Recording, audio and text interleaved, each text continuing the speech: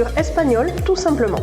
Je m'appelle Miren Chou, je suis professeure agrégée d'espagnol et j'ai créé le site leblogdespagnol.com pour t'aider à progresser facilement en espagnol. Si tu es à la recherche de ressources, d'astuces et de stratégies pour simplifier ton apprentissage et accélérer tes résultats, tu es au bon endroit. Dans ce podcast, je partage avec toi des outils précis et concrets pour t'aider à atteindre tes objectifs en espagnol dans la joie et la bonne humeur. Alors, installe-toi confortablement et c'est parti pour l'épisode du jour.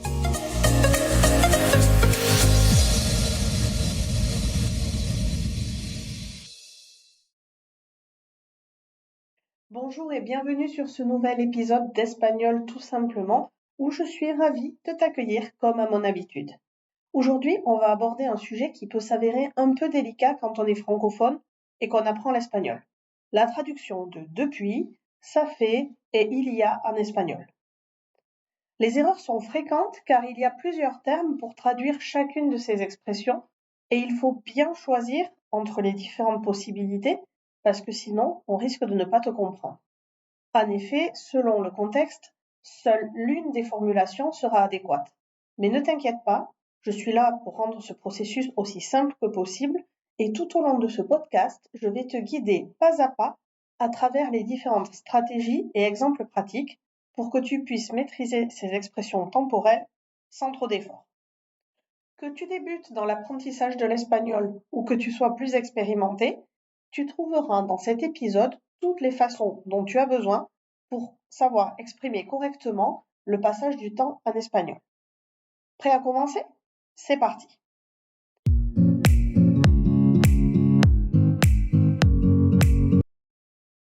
D'abord, on va voir comment traduire depuis. Il y a essentiellement 3 possibilités en espagnol. Desde, desde que ou desde hace. En espagnol, la traduction de l'expression française depuis ne sera donc pas la même en fonction du contexte.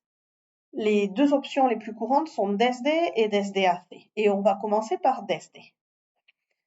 On utilisera desde pour traduire depuis, lorsqu'on prend comme point de référence le démarrage d'une action.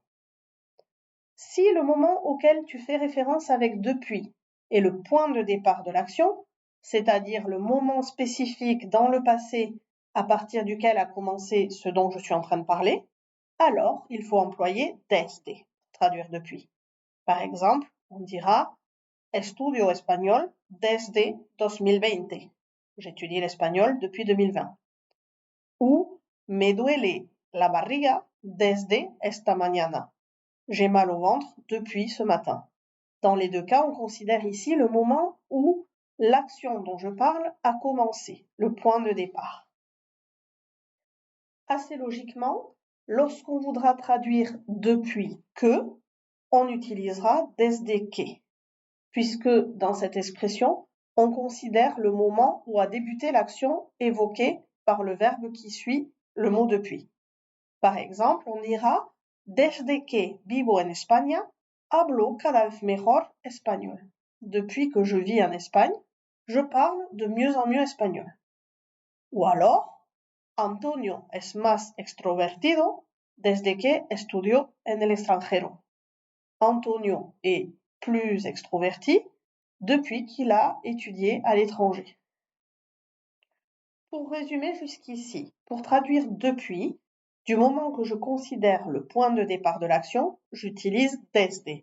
Si depuis est suivi d'un verbe, j'utilise alors desde que, puisqu'on traduira le depuis que français.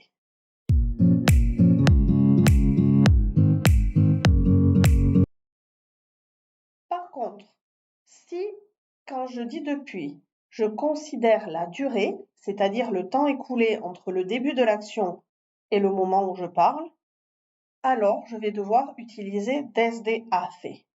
En effet, c'est une durée et non un point fixe sur l'échelle du temps.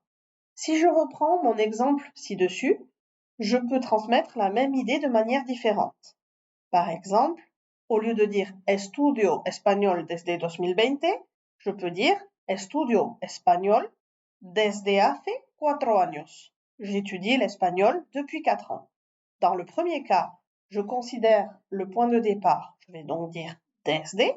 Dans le deuxième cas, je considère la durée, 4 años, je vais donc utiliser desde hace. Pour résumer sur la traduction de depuis, j'utilise desde pour indiquer le point de départ d'une action, tandis que j'emploie desde hace pour mettre l'accent sur la durée écoulée depuis le début de cette action. Il est toujours important de se reposer la question du contexte pour une traduction précise de ce mot depuis.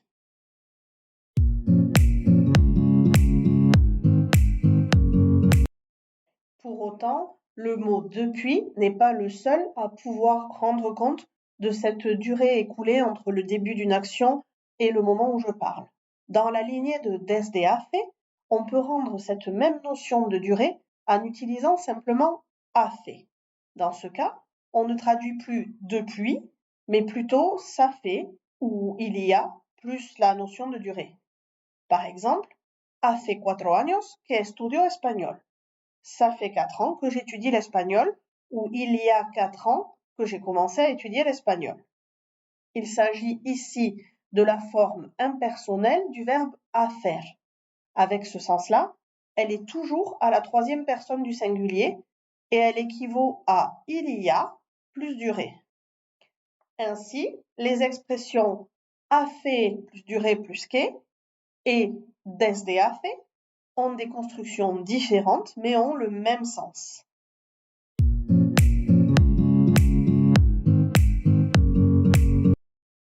Attention au piège si tu es francophone.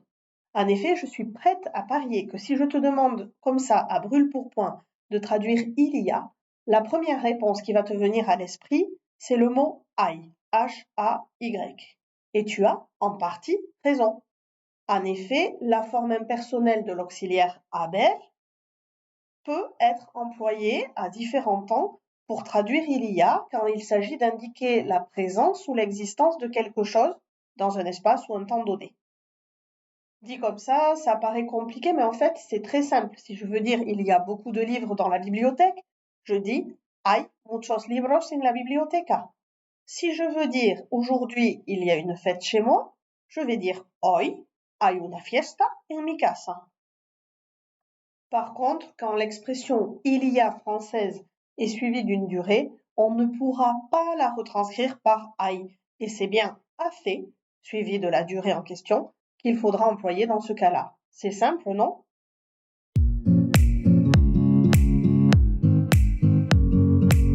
Si jamais tu veux passer à la pratique et vérifier ta compréhension de la traduction de depuis, ça fait, il y a en espagnol, rien de plus simple, je te mets dans les notes de cet épisode le lien vers l'article associé et tu y trouveras des exercices pour t'entraîner.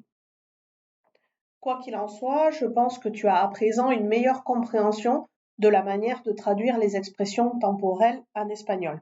En utilisant les conseils et les exemples pratiques que je t'ai donnés dans cet épisode, tu es sur la bonne voie pour améliorer ta maîtrise de la langue espagnole. Mais n'oublie pas que la clé de la réussite réside dans la pratique constante. Alors pourquoi ne pas te lancer immédiatement?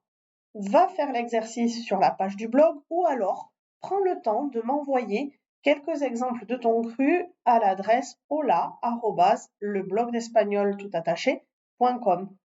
Je te ferai mon retour sur les phrases que tu me proposes. Si cet épisode t'a plu et que tu penses qu'il peut être utile à quelqu'un d'autre, n'hésite pas à le liker et à le partager sans modération. C'est comme ça qu'on pourra faire connaître Espagnol tout simplement et que je pourrai continuer à produire de nouveaux contenus.